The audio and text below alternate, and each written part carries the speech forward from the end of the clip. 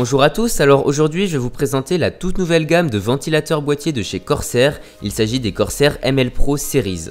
Alors cette gamme est composée de 8 modèles de ventilateurs puisque nous avons 4 coloris disponibles et à chaque fois chaque coloris est disponible en deux tailles différentes, en 120 mm et en 140 mm.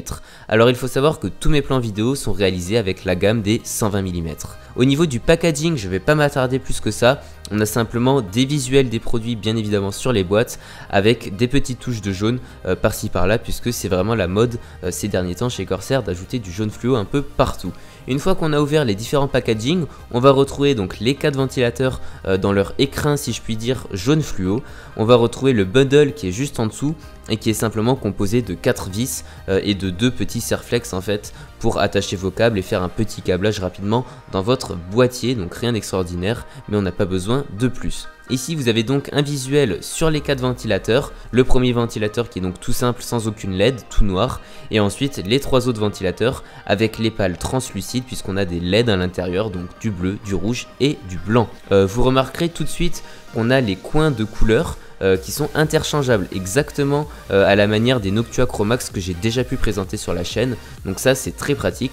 Bien évidemment ils sont tout en caoutchouc, donc pour les vibrations etc il n'y a pas de souci. Au niveau du moteur en fait on est sur un moteur à suspension magnétique. Qu'est-ce que ça veut dire? Ça nous permet en fait d'avoir aucun contact, aucun frottement au niveau du moteur. Donc ça nous évite des bruits supplémentaires et on a une durée de vie qui est vraiment améliorée, en tout cas c'est ce que nous annonce le constructeur. Au niveau des LED sur les ventilateurs, donc à LED, sur les 3 modèles à LED, on a les LED qui sont au niveau du moteur, c'est-à-dire au centre du ventilateur. Et ça, c'est très bien puisque ça permet d'avoir un éclairage qui est vraiment super homogène et moi, j'aime bien. Petite précision supplémentaire au niveau de l'éclairage de ces ventilateurs, l'intensité lumineuse ne va pas varier en fonction de la rotation des pales. Donc ça, c'est très bien puisque, encore une fois, vous pouvez avoir des ventilos qui tournent plus ou moins vite selon l'emplacement dans le boîtier et vous n'allez pas avoir des ventilos plus ou moins lumineux. Donc encore une fois, ça fait une config plus homogène. Ensuite, niveau technique pure, c'est donc des ventilos PWM qui tournent entre 400 et 2400 tours minute. On est entre 12 et 75 CFM, donc pour convertir à la française, on est entre 20 et 127 m3. Ensuite, on est entre 0,2 et 4,2 mm H2O, donc pour la pression statique, donc ce qui nous permet de mettre le ventilateur sur de très gros radiateurs sans aucun souci. Et niveau nuisance sonore, on est entre 16 et 37 décibels. Donc 37 décibels, ça peut paraître beaucoup, mais n'oubliez pas qu'il peut monter jusqu'à 2400 RPM comme je viens de le dire.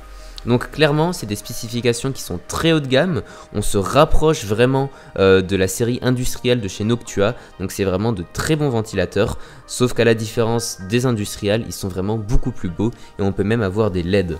Donc à mes yeux c'est vraiment un gros oui pour cette nouvelle gamme de ventilateurs. Au niveau des prix, on est presque comme les industriels, on est entre 28 et 35 euros. Donc c'est des ventilos haut de gamme, mais clairement ils sont vraiment super beaux et très performants. Donc je pense qu'il y a vraiment un bel avenir pour cette gamme de ventilateurs. N'hésitez pas à me dire ce que vous en pensez en commentaire. Moi je pense que cette gamme a vraiment de beaux jours devant elle. Voilà, n'hésitez pas à me dire si vous comptez vous les prendre, si vous pensez que le prix est raisonnable par rapport aux performances. Encore une fois, tous les chiffres que je vous ai dit, n'hésitez pas à les comparer sur les sites revendeurs si ça ne vous parle pas. Mais moi je peux vous assurer que c'est clairement des spécifications très haut de gamme. Clairement, il n'y a pas de souci à se faire à ce niveau-là. Merci d'avoir regardé cette vidéo, n'hésitez pas si vous avez besoin de conseils à venir sur les réseaux sociaux, je vous le dis à chaque fois. Et puis moi je vous dis à la semaine prochaine pour encore plus de contenu. Merci, au revoir.